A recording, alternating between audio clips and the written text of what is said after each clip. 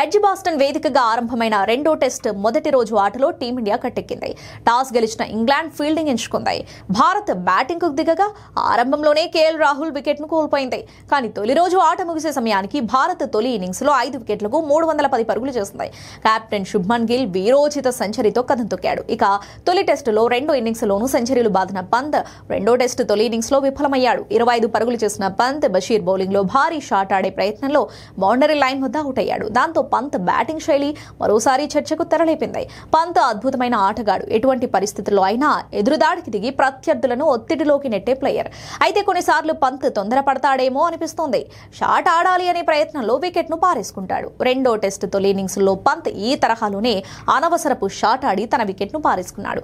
రిషబ్ పంత్ గాల్లోకి షాట్స్ ఆడతాడనే ఉద్దేశంతో England captain Ben Stokes leg side తో పాటు లాంగ్ ఆన్ దిశలో బౌండరీ దగ్గర ఫీల్డర్ నుంచాడు. ఇక బషీర్ షాట్ ఆడేలా ఊరిస్తూ పంతులను వేశాడు. నియంత్రణ కోల్పోయిన పంత్ భారీ షాట్ ఆడగా బౌండరీ లైన్ వద్ద ఉన్న ఫీల్డర్ క్యాచ్ అందుకున్నాడు. పంత్ కు అద్భుతమైన ఆరంభం దొరికింది. కానీ భారీ షాట్ ఆడాలనే ప్రయత్నం అతన్ని పెవిలియన్ కు చేర్చింది. కాబట్టి టెస్టులో రిషబ్ పంత్ గాల్లోకి షాట్స్ ఆడే విషయంలో మరింత జాగ్రత్తగా ఉండాలి. గ్రౌండ్ షాట్స్ ఆడాలి. ఈ విషయాన్ని సరిచేసుకుంటే చాలు. టెస్టులో పంత్ను ఆపడం ఎవరి తరం కాదు అని క్రికెట్ విశ్లేషకులు అంటున్నారు.